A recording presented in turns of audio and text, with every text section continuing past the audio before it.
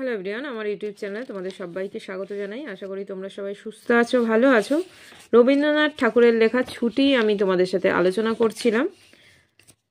তো দেখো, আমার এত অবধি আলোচনা করা হয়ে গিয়েছিল যে ফটিকের মা বিস্ময়ে আনন্দে অভিভূত হইয়া কহিলেন, ও মা, এ যে দাদা, তুমি কবে এলে? বলিয়া গড় করিয়া প্রণাম করিলেন। তো প্রথমে তার আগের লাইনটা দেখো, এমন সময় সেই কাঁচা পাকা বাবুটি ঘরে ঢুকিয়া বলিলেন, কি হচ্ছে তোমাদের? এখানটা আমার পড়ানো হয়ে গিয়েছিল, বহুদিন এখান থেকে পড়াবো, তো একটুখানি বলে দিই। এই যে এখানে যদি আমাদের কোশ্চেন করা হয় যে কাঁচা পাকা বাবুটি কে ছিলেন, তাহলে আমরা বলতেই পারি যে কাঁচা পাকা বাবুটি ছিলেন ফটিকের মামা বিশ্বম্বর বাবু। আমি পড়ানোর সময়ও তোমাদের এটা বলেছিলাম। শব্দটাই মানে ধরো এখানে তো নামটা দিয়ে দেওয়া যেত বা এইভাবেই বলা হলো, কেন একটুখানি বলে দিই, তারপর আমি বলছি। তো বিশ্বম্বরবাবু যখন নৌকা থেকে নেমেছিলেন তখন ফটিক কী করছিল, একটা নৌকার গোলইয়ের ওপর বসে কিন্তু কাশের গোড়া চিবাচ্ছিল, আমরা আগেই পড়েছি। তিনি কিন্তু ফটিকের কাছে জিজ্ঞাসা করেছিলেন যে চক্রবর্তীদের যে বাড়ি তার ঠিকানা, কিন্তু ফটিক তাকে এমনভাবে যে বাড়ির যে মানে বাড়িটা কোথায় সেটা এমনভাবে যে দিক নির্দেশ করেছিলেন সেটা কিন্তু তিনি বুঝতে পারেননি। সাহায্যে ফটিকের কি হলো, দৃষ্টিকোণ থেকে বিশ্বম্বরবাবুকে তার কিন্তু এই যে পূর্ব দর্শনের যে অভিজ্ঞতার দিকে কিন্তু ইঙ্গিত করা হয়েছে, সেই জন্য কিন্তু এরকমটা বলা হয়েছে। তো এবার দেখো, বহুদিন হইল দাদা পশ্চিমে কাজ করিতে গিয়াছিলেন। ইতিমধ্যে ফটিকের মার 2 সন্তান হইয়াছে, তাহারা অনেকটা বাড়িয়া উঠিয়াছে। তাহার স্বামীর মৃত্যু হয়েছে, মানে ফটিকের মার কথা এখানে বলছে, তাহার স্বামীর, ফটিকের মায়ের স্বামী মানে ফটিকের বাবার মৃত্যু হইয়াছিল, কিন্তু একবারও দাদার সাক্ষাৎ পায় নাই। আজ বহুকাল পরে দেশে ফিরিয়া আসিয়া বিশ্বম্বরবাবু তাহার ভগিনীকে মানে বোনকে দেখিতে আসিয়াছেন। এখানটা তো আমাদের কোনো অসুবিধা নেই, এখানটা আমরা বুঝতেই পারলাম। তারপরে দেখো কি বলছে, কিছুদিন খুব সমারোহ গেল, অবশেষে বিদায় লইবার 2-1 দিন পূর্বে বিশ্বম্বরবাবু তাহার ভগিনীকে ছেলেদের পড়াশোনা এবং মানসিক উন্নতি সম্বন্ধে প্রশ্ন করিলেন। উত্তরে ফটিকের অবাধ্য উচ্ছৃঙ্খলতা, পাঠে অমনোযোগ এবং মাখনের সুশান্ত সুশীলতা ও বিদ্যানুরাগের বিবরণ শুনিলেন। দেখেছি আগেই যে ফটিকের ভাই মাখনলালকে যখন ওই গুড়ি শুদ্ধ গড়িয়ে দেওয়ার পর সে কাঁদতে কাঁদতে বাড়িতে ফিরে আসে, তখন তার মার কাছে অভিযোগ করে যে ফটিক তাকে মেরেছে। আমরা দেখেছিলাম যে ঘটনাটা আসলে কি ঘটেছিল, কিন্তু তারপরে মার কাছে যখন সে আসে, মানে ফটিক যখন আসে, সে যখন জানায় যে সে মারেনি, তার মা কিন্তু সেটা শোনেনি। এবং ফটিক যখন তার কথাটাকে অস্বীকার করে এবং মাখনকে জিজ্ঞাসা করে এবং মাখন যখন মিথ্যে কথা বলে, তখন কিন্তু মাখনকে সে একটা সশব্দে চর কষিয়ে দেয়। এবং ফটিকের মাও ফটিককে পাল্টা যখন 2-3টে চর মারেন, এতে কিন্তু ফটিক আরও রেগে যায় এবং সে তার মাকে কিন্তু ঠেলে দেয়। তখন কিন্তু তার মা আরও রেগে যায়, তুই আমার গায়ে হাত তুলিস, এই কথাটা বলেছিল। তো এইরকম একটা সিচুয়েশনে কিন্তু এই যে কাঁচা পাকা বাবুটি তার আবির্ভাব ঘটে আমরা দেখেছি। তো এইখানে আমরা দেখছি যে সব মিলিয়ে ফটিকের মার একটা ফটিকের প্রতি যে অভিযোগ, ঠিক আছে, সেইটা কিন্তু তিনি তার দাদার সামনে তুলে ধরেন, বলেন। তাহার ভগিনী কহিলেন, সে তার দাদাকে জানায় যে ফটিক তাকে হাড় জ্বালাতন করছে। শুনিয়া বিশ্বম্বর বাবু কি প্রস্তাব দিয়েছিলেন দেখো, প্রস্তাব করলেন তিনি ফটিককে কলকাতায় লইয়া গিয়া নিজের কাছে রাখিয়া শিক্ষা দেবেন। বিধবা এই প্রস্তাবে সহজেই সম্মত হইলেন। তাহলে ফটিকের মা এই ব্যাপারটাতে কিন্তু এগ্রি করেছিলেন, সম্মত জানিয়েছিলেন। ফটিককে জিজ্ঞাসা করিলেন, কেমন রে ফটিক, মামার সঙ্গে কলকাতায় যাবি? ফটিক লাফাইয়া উঠিয়া বলিল, যাব। তাহলে মামা তাকে জিজ্ঞাসা যখন করেছিল যে সে কলকাতায় যাবে কি না, ফটিকও কিন্তু এগ্রি করেছিল। ফটিক কিন্তু একটুও বারের জন্য বলেনি যে যাবে না, সেও কিন্তু আনন্দে উৎফুল্ল হয়ে উঠেছে, জানিয়েছিল যে সে যাবে। যদিও ফটিককে বিদায় করিতে তাহার মায়ের আপত্তি ছিল না, কারণ তাহার মনে সর্বদাই আশঙ্কা ছিল কোন দিন সে মাখনকে জলেই ফেলিয়া দেয় কি মাথায় ফাটায়, কি একটা দুর্ঘটনা ঘটায়। তথাপি ফটিকের বিদায় গ্রহণের জন্য এতাদৃশ্য আগ্রহ দেখিয়া তিনি ঈষৎ ক্ষুণ্ণ হইলেন। কবে যাবে কখন যাবে করিয়া ফটিক তাহার মামাকে অস্থির করিয়া তুলিল। উৎসাহে তাহার রাত্রে নিদ্রা হয় না। একটুখানি আমি একটু আগে থেকে বলি, তাহলে আমরা বুঝতে পারছি কি যে বহুদিন পশ্চিমে কাজ করার পর দেশে ফিরে বিশ্বম্বরবাবু এসেছিলেন তার বোনের সাথে দেখা করার জন্য, এটা আমরা দেখলাম। খুব সমারোহে কি হলো, কয়েকদিন কাটানোর পর বিদায় নেওয়ার 2-1 দিন আগে বিশ্বম্বরবাবু তার বোনের কাছে ছেলেদের পড়াশোনা আর মানসিক উন্নতি বিষয়ে জানতে চেয়েছিলেন। ফটিকের মা তাহলে কি দেখো, ফটিকের সম্বন্ধে বললাম তার অবাধ্যতা, উচ্ছৃঙ্খলা, পাঠে অমনোযোগ ইত্যাদির অভিযোগ করেন। অন্যদিকে তিনি আবার এটা জানান যে মাখনলালের পড়াশোনায় যে আগ্রহ, শান্ত স্বভাব সেগুলো কিন্তু জানা। এবার এই কথা শোনার পর বিশ্বম্বরবাবু যেহেতু ফটিকের এগুলো শুনলো, সেই জন্য তাকে কলকাতায় নিজে নিয়ে গিয়ে মানে তার কাছে রেখে সে পড়াশোনা শেখাবেন, শিক্ষা দেবেন, সেই জন্য তাকে বলে যে সে কলকাতায় নিয়ে যাবে। এবার এই প্রস্তাবে দেখো ফটিকের মা কিন্তু সহজেই সম্মত জানিয়েছিল, কারণ ফটিকের বিরুদ্ধে তার অভিযোগ অনেকটা বেশি ছিল। তিনি অভিযোগ করেছিলেন যে ফটিক তাকে হাড় জ্বালাতন করে দিচ্ছে। ছোট ছেলে মাখনলালকে ফটিক কখন কোন দুর্ঘটনার মধ্যে ফেলে দেয় সেই আশঙ্কাটা কিন্তু তার মাকে কুরে কুরে খাচ্ছিল। অন্যদিকে ফটিকও এই যে যখন যাওয়ার প্রস্তাব করে, তাহলে আমরা কি দেখছি, সে কিন্তু আনন্দের সঙ্গে রাজি হয়ে যায়। এই যে আগ্রহ সে কিন্তু সে তার মামাকে অস্থির করে তোলে। এতই উৎসাহ থাকে যে সেটাতে তার রাতে ঘুম হয় না। ঠিক আছে, এবার ফটিকের যাওয়ার বিষয়ে তার মার সম্মতি ছিল। ফটিকের অতি উৎসাহে সে ঈষৎ ক্ষুণ্ণ করে সেটা। যাওয়ার সময় আমরা দেখতে পাবো, আমরা পড়ছি, এটা বলে দিই যে যাওয়ার সময় দেখবে ফটিক কিন্তু সে নির্দ্বিধায় তার ছিপ, গুড়ি, লাটাই সমস্ত কিছুর সম্পূর্ণ অধিকার একটা মানে এই বয়সে কি হয়, ফটিকের যে বয়সটা ছিল সেই বয়সে একটা বাচ্চা, সে তো খুব বড় ছিল না, 13-14 বছর তার বয়স, তাহলে তার যে খেলার জিনিস সেগুলোও কিন্তু সে মাখনকে দিয়ে যায়। তো দেখো এখানটা পড়ি বুঝতে পারবে। অবশেষে যাত্রাকালে আনন্দের ঔদার্যবশত তার ছিপ, গুড়ি, লাটাই সমস্ত মাখনকে পুত্র পৌত্রাদিক্রমে ভোগ দখল করিবার পুরা অধিকার দিয়ে গেল, যেটা বলছিলাম। এবার দেখো কলিকাতায় মামার বাড়ি পৌঁছিয়া প্রথমত মামির সঙ্গে আলাপ হইল। মামি এই অনাবশ্যক পরিবার বৃদ্ধিতে মনে মনে যে বিশেষ সন্তুষ্ট হইয়াছিলেন তাহা বলিতে পারি না। তাহার নিজের 3টি ছেলে লইয়া তিনি নিজের নিয়মে ঘরকন্যা পাতিয়া বসিয়াছেন। ইহার মধ্যে সহসা একটি 13 বৎসরের অপরিচিত অশীতি পাড়াগায় ছেলে ছাড়িয়া দিলে কিরূপ একটা বিপদের সম্ভাবনা উপস্থিত হয়। বিশ্বম্বরের এত বয়স হইল, তবু কিছুমাত্র যদি কাণ্ডজ্ঞান আছে। তাহলে আমরা এখানে দেখতে পাচ্ছি কলকাতায় মামার বাড়ি পৌঁছে ফটিকের প্রথম আলাপ হলো তার মামির সাথে, কিন্তু মামি কিন্তু এই বিষয়টা নিয়ে একটু কিন্তু সন্তুষ্ট ছিল না। বাড়িতে নিয়ে গেলে ফটিকের প্রতি তার কিন্তু মানে এই মামির কিন্তু মনোভাব কিন্তু বিরূপ ছিল। সে তার যে 3টি ছেলে ছিল তাকে নিয়ে তার যেরকম একটা মানে অ্যাজ ইউজুয়ালভাবে যেমন কাটছিল সেই ব্যাপারটা ছিল, তিনি কিন্তু এই ফটিককে একটুও কিন্তু মানে তার ঠিক লাগেনি যে তার মামা তাকে এখানে নিয়ে এসছে। সেই জন্য দেখো বলছে যে বিশ্বম্বরের এত বয়স হইল তবু কিছুমাত্র যদি কাণ্ডজ্ঞান আছে।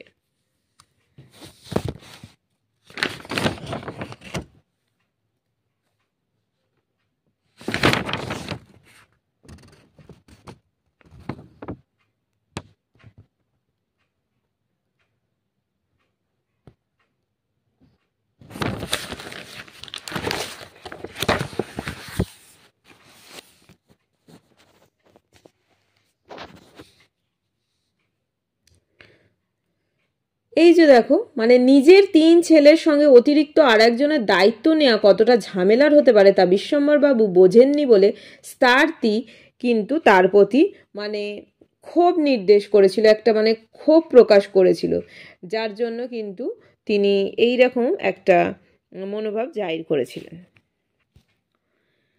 বিশেষত 13-14 বৎসরের ছেলের মতো পৃথিবীতে এমন বালাই আর নাই, শোভাও নাই, কোনো কাজেও লাগে না, স্নেহ উদ্রেক করে না, তাহার সঙ্গ সুখও বিশেষ প্রার্থনীয় নহে।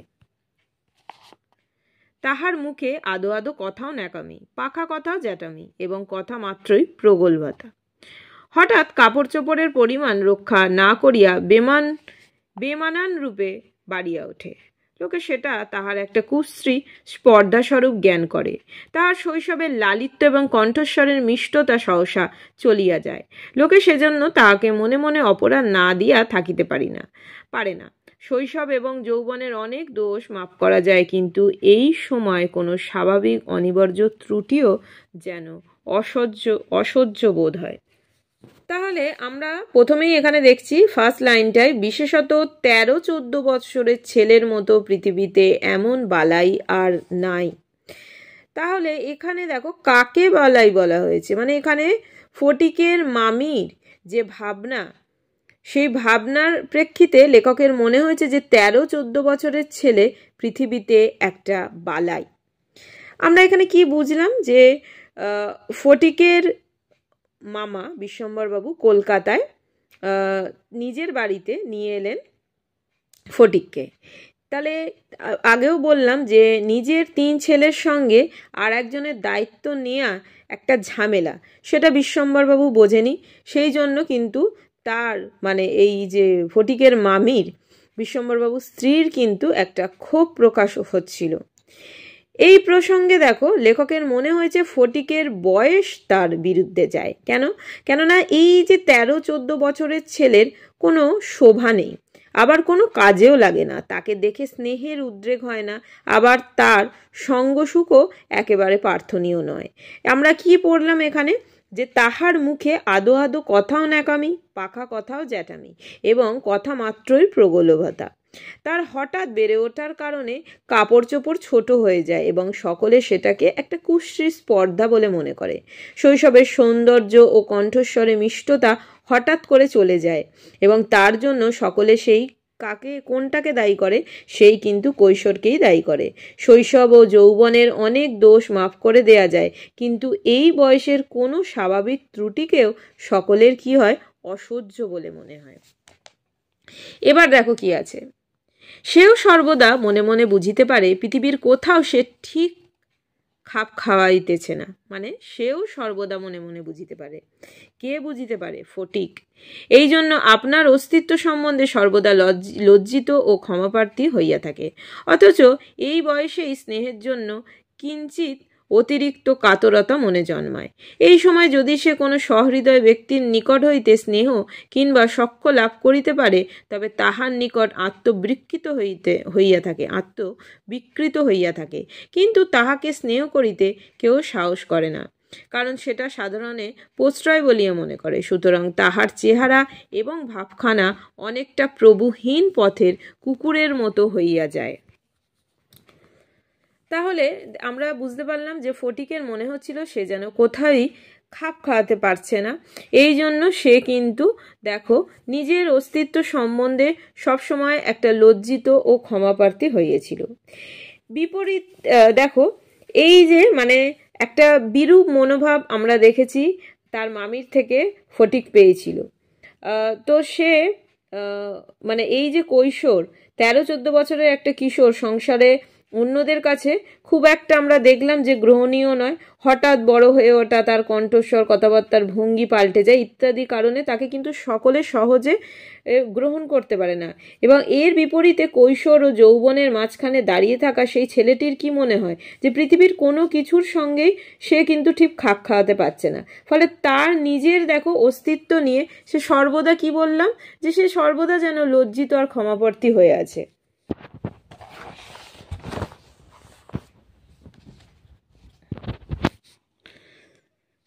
সে লজ্জিত ও ক্ষমাপ্রার্থী হয়ে আছে। আবার এতদিন যে স্নেহ পেতে সে অভ্যস্ত ছিল, তা থেকে বঞ্চিত হওয়ার কারণে মানে সে কি করছে, সেই স্নেহের জন্য তার মনের মধ্যে কিন্তু একটা অতিরিক্ত কাতরতা জন্মায়। দুর্ভাগ্যবশত কেউ যদি তাকে স্নেহ করতে সাহস করে না, কারণ সেটাকে অনেকেই প্রশ্রয় বলে মনে করবে। এই কারণে লেখক বলেছেন তার চেহারা এবং ভাবখানা অনেকটা প্রভুহীন পথের কুকুরের মতো হয়ে যায়। অতএব এমন অবস্থায় মাতৃভবন ছাড়া আর কোনো অপরিচিত স্থান বালকের পক্ষে নরক। চারিদিকে স্নেহ শূন্য বিরাগ তাহাকে পদে পদে কাঁটার মতো বিধে। এই বয়সে সাধারণত নারী জাতিকে কোনো এক শ্রেষ্ঠ স্বর্গলোকের দুর্লভ জীব বলিয়া মনে ধারণা হইতে আরম্ভ হয়। অতএব তাহাদের নিকট হইতে উপেক্ষা অত্যন্ত দুঃসহ বোধ হয়। মামি স্নেহহীন চক্ষে সে যে একটা দুগ্রহের মতো প্রতিভাত হইতেছে, এইটে ফটিকের সবচেয়ে বাজিত। মামি যদি দৈবাৎ তাকে কোনো একটা কাজ করিতে বলিতেন, তাহা হইলে সে মনের আনন্দে যতটা আবশ্যক তার চেয়ে বেশি কাজ করিয়া ফেলিত। অবশেষে মামি যখন তার উৎসাহ দমন করিয়া বলিতেন, ঢের হয়েছে, ওতে আর তোমায় হাত দিতে হবে না, এখন তুমি নিজের কাজে মন দাওগে, একটু পরগে যাও, তখন তাহার মানসিক উন্নতির প্রতি মামির এতটা যত্ন বাহুল্য তাহার অত্যন্ত নিষ্ঠুর অবিচার বলিয়া মনে হইত। ঘরের মধ্যে এইরূপ অনাদর ইহার পর আবার হাঁপ ছাড়িবার জায়গা ছিল না। দেয়ালের মধ্যে আটকা পড়িয়া কেবলই তাহার সেই গ্রামের কথা মনে পড়িত। প্রকাণ্ড একটা ধাউস ঘুড়ি লইয়া বো বো শব্দে উড়াইয়া বেড়াইবার সেই মাঠ, তাইরে নাইরে না করিয়া উচ্চস্বরে স্বরচিত রাগিনী আলাপ করিয়া অকর্মণ্যভাবে ঘুরিয়া বেড়াইবার সেই নদী তীর, দিনের মধ্যে যখন তখন ঝাঁপ দিয়া পড়িয়া সাঁতার কাটিবার সেই সংকীর্ণ স্রোতস্বিনী, সেই সব দল বল উপদ্রব স্বাধীনতা এবং সর্বোপরি সেই অত্যাচারিণী অবিচারিণী মা অহর্নিশি তাহার নিরুপায় চিত্তকে আকর্ষণ করিত। তাহলে আমরা কি দেখলাম, যে যখন তার মামা তাকে আনতে গিয়েছিল, মানে যখন মামা বলেছিল যে তাকে নিয়ে আসবে, সে কিন্তু যথেষ্ট উৎসাহের সাথেই এখানে এসেছিল। কিন্তু এখানে এসে সে যখন মামার বাড়িতে আসে, সে কিন্তু মামির কাছে যেটা সে এক্সপেক্ট করেছিল সেটা কিন্তু সে পায়নি। সে যথেষ্ট মামির কাছ থেকে একটা বিরূপ মনোভাব কিন্তু সে পেয়েছে। সে তাকে মামির কাছ থেকে কোনো সমাদর কিন্তু ফটিক পায়নি। সেই কারণে মামি তাকে কখনো যদি কোনো কাজ করতে বলতো, সে কিন্তু মনের আনন্দে সেটা প্রয়োজনের থেকে বেশি কাজ করে দিত। তাতে কিন্তু মামি প্রচণ্ড বিবৃত হয়ে তাকে ভবিষ্যতে সেই কাজ থেকে বিরত হয়ে পড়াশোনায় মন দিতে বলতেন।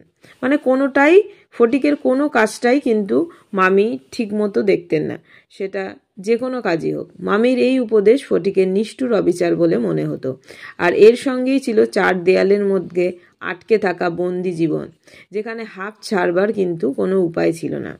তখন ফটিকের মনে পড়ে যেত, এখানটা আমরা পড়লাম যে তার গ্রামের কথা, প্রকাণ্ড বিশাল একটা ঘুড়ি নিয়ে ছুটে বেড়ানোর সেই মাঠ, মনের আনন্দে নিত্রপর হয়ে ঘুরে বেড়ানো সেই নদীটি, তারা সবাই মিলে সেখানে ঝাঁপ দিত সেই নদীতে, তার আরও বন্ধুবান্ধব থাকতো, তাদের নিয়ে তার যে একটা ঘুরে বেড়ানো একটা খেলাধুলা, তার যে স্বাধীনতা, একটা মুক্ত জীবন, সেটাকে সে খুব মিস করত। এবং সকলের ওপরে তার মার কথা, সেই অসহায়তার মুহূর্ত তার মনকে কিন্তু আকর্ষণ করত। মার কাছে যাওয়ার তার যে প্রবল ইচ্ছা, একটা অব্যক্ত ব্যাকুলতা ফটিকের মনকে কিন্তু প্রতি মুহূর্তে আলোড়িত করে তুলত। জন্তুর মতো এক প্রকার অবুঝ ভালোবাসা, কেবল একটু কাছে যাইবার অন্ধ ইচ্ছা, কেবল একটানা দেখিয়া অব্যক্ত ব্যাকুলতা, গোধূলি সময়ের মাতৃহীন বৎসের মতো কেবল একটা আন্তরিক মা ক্রন্দন সেই লজ্জিত শঙ্কিত শীর্ণ দীর্ঘ অসুন্দর বালকের অন্তরে কেবলই আলোড়িত হইত। আমাদের তাহলে কারোর বুঝতে অসুবিধা নেই, এখানে যে বালকটার কথা বলা হচ্ছে, যে এই যে লজ্জিত শঙ্কিত শীর্ণ দীর্ঘ অসুন্দর বালক, এখানে ফটিকের কথা বোঝানো হচ্ছে। আমাদের এই ছুটি গল্পের কেন্দ্রীয় চরিত্র ফটিক। এখানে কি আলোড়িত হওয়ার কথা বলা হয়েছে দেখো। ফটিককে তার মামার বাড়িতে নিয়ে আসা হয়, তার মামা তাকে নিয়ে আসে। উদার মুক্ত সেখানে তার জীবন ছিল, সে এখানে এসে যেন একটা খাঁচায় বন্দি। কেননা আমরা পড়েছি, তোমাদের সাথে আগেই আলোচনা করলাম যে তার মনে পড়তো যে প্রকাণ্ড যে ঢাউস, যে ঘুড়ি নিয়ে সে বো বো শব্দে উড়ে বেড়ানো সেই মাঠ, তাইরে নাইরে না করে উচ্চ স্বরে স্বরচিত গান, তার মায়ের কথা মনে পড়বে।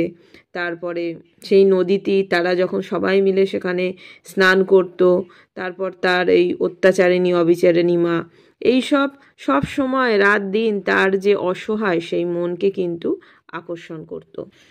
তার যে বয়স, এই সময়টা মানে বয়স সন্ধিকাল বলি আমরা, বয়স সন্ধিকালের এই যে কিশোর ফটিক নিজের মধ্যে অনুভব করত, আমরা তার আগে দেখো এই যে এখানটা আমরা পড়লাম, তো তার নিজের মধ্যে কি অনুভব করত, সে নিজের মধ্যে অনুভব করত জন্তুর মতো এক অবুঝ ভালোবাসা। প্রকৃতি মায়ের কাছে, সর্বোপরি নিজের মায়ের কাছে ফিরে যাওয়ার একটা তার অব্যক্ত ইচ্ছা। সেই ইচ্ছাই বেদনা হয়ে ফটিকের ভেতরে, মনের ভেতরে মা মা করে একটা যেন কান্নার রোল তুলত। এই সব ভাবনাই ফটিকের মনকে আলোড়িত করতে, বুঝতে সুবিধা হবে। দেখো, এটা অন্যান্য কোয়েশ্চেন মানে অ্যান্সার করতেও তোমাদের সুবিধা হবে। দেখো, গ্রামের একটা মুক্ত যে প্রকৃতি, সেই পরিবেশে কিন্তু ফটিক বেড়ে উঠেছিল। এবার এখানে সে কলকাতায় এসেছিল তার মামার সাথে করে। তো কলকাতা শহরটা একটা চার দেয়ালের মধ্যে বন্দি, সে একটা মুক্ত পরিবেশে সে বড় হয়ে উঠেছে। তো এইখানে ফটিকের যে একটা দুরন্ত অবাধ্য একটা ফটিকের কিন্তু চরিত্র আমরা এখানে দেখতে পাই। ফটিক যখন এখানে চলে আসে, কলকাতায় চলে আসে, সে কিন্তু মামির কাছে পেয়েছে একটা স্নেহহীনতা আচরণ, একটা নিষ্ঠুর, একটা অন্যরকম অমানবিক একটা আচরণ। সে মামাতো ভাইদের কাছেও আমরা দেখব যে পরে যখন আমি পড়বো বুঝতে পারবে একটা অবহেলা পেয়েছে। সে কিন্তু কারুর কাছেই ঠিক মতো সে যে ব্যবহারটা চেয়েছিল, কেননা প্রথমে যখন সে এসেছিল সে যথেষ্ট উৎসাহ নিয়ে এসেছিল, সেই জিনিসটা কিন্তু সে পায়নি। এবার অসহায় অবস্থায় শহরের এই যে চার দেয়ালে আবদ্ধ ফটিকের বারবার মনে পড়তো, কিন্তু যেটা বললাম তোমাদের, সমস্ত তার মার কথা মনে পড়তো, তার আরও তোমাদের বলেছি সেই ঘুড়ি, অনেক কিছু, সেই মাঠ, একসাথে স্নান করা, ওটা তো বললামই তোমাদের সব, এটা তাই বলছি না। তো যাই হোক, সে সেই জন্য তার যে মায়ের কথা মনে পড়তো, সেই যে সব কিছু মনে পড়তো, সে কি করতো, সে কিন্তু তার একটা মায়ের কাছে যাওয়ার জন্য কিন্তু একটা প্রবল ইচ্ছা ছিল। সেই জন্যই কিন্তু এখানে এরকম মন্তব্য করা হয়েছে। তো স্কুলে এত বড় নির্বোধ এবং অমনোযোগী বালক আর ছিল না। একটা কথা জিজ্ঞাসা করিলে সে হাঁ করিয়া চাইয়া থাকত। মাস্টার যখন মার আরম্ভ করিত তখন ভারক্রান্ত গর্দবের মধ্যে নীরবে সহ্য করিত।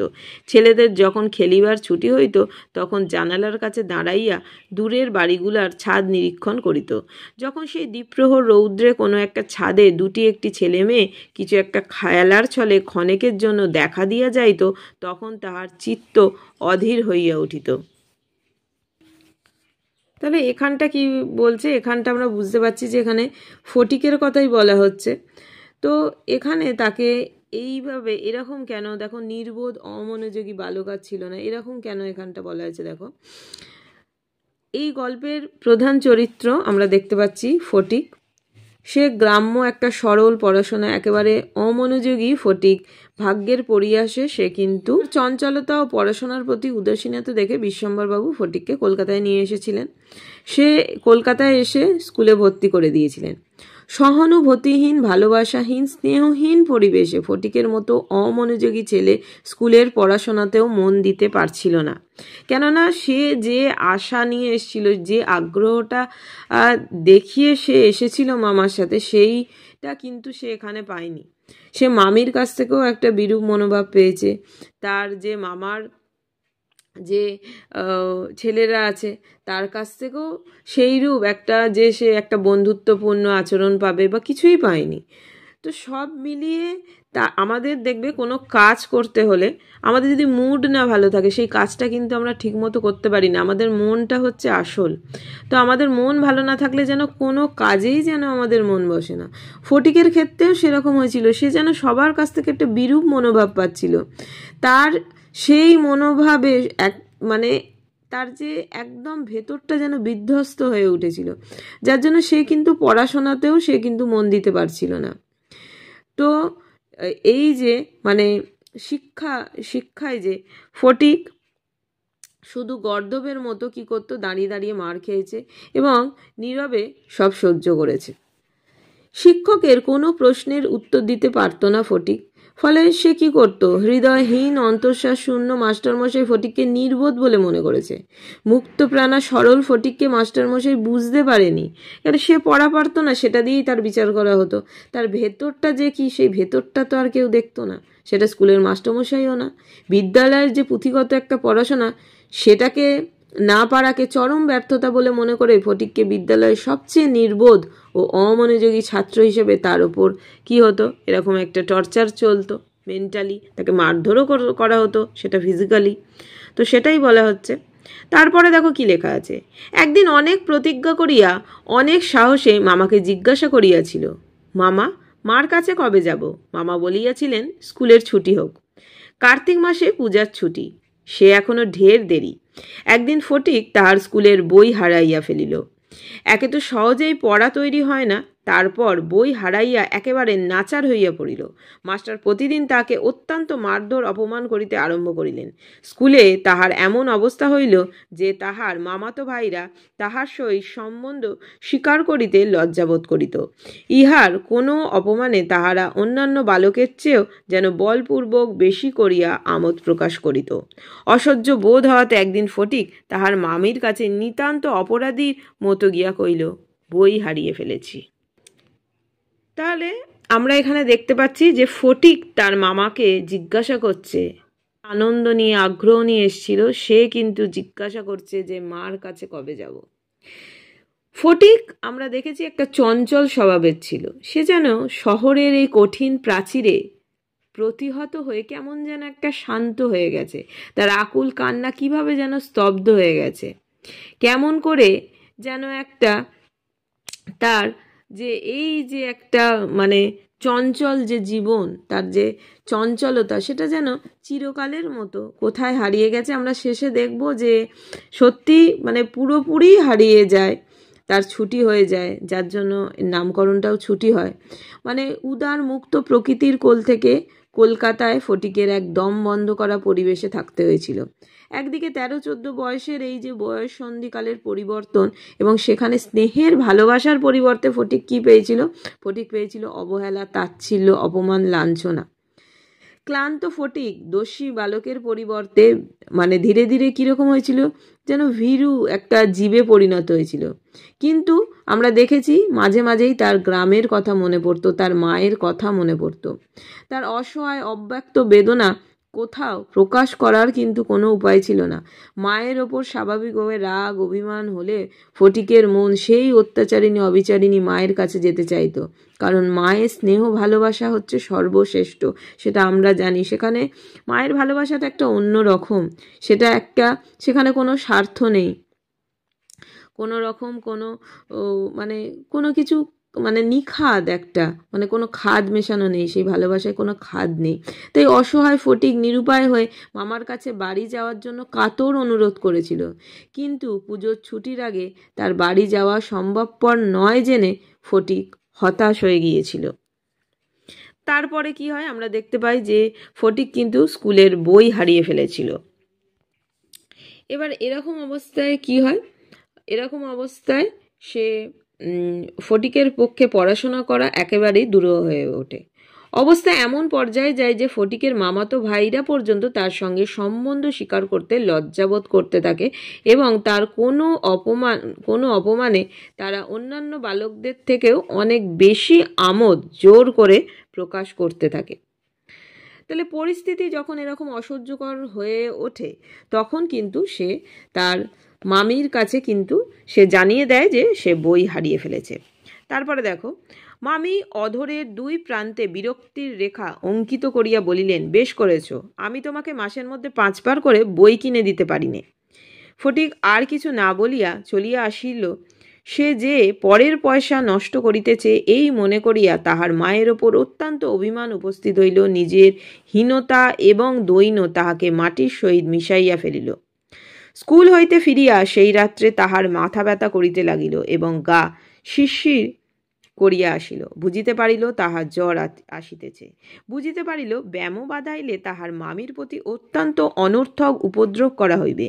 মামি এই ব্যামোটাকে যে কিরূপ একটা অকারণ অনাবশ্যক জ্বালাতনের স্বরূপ দেখিবে তাহা সে স্পষ্ট উপলব্ধি করিতে পারিল।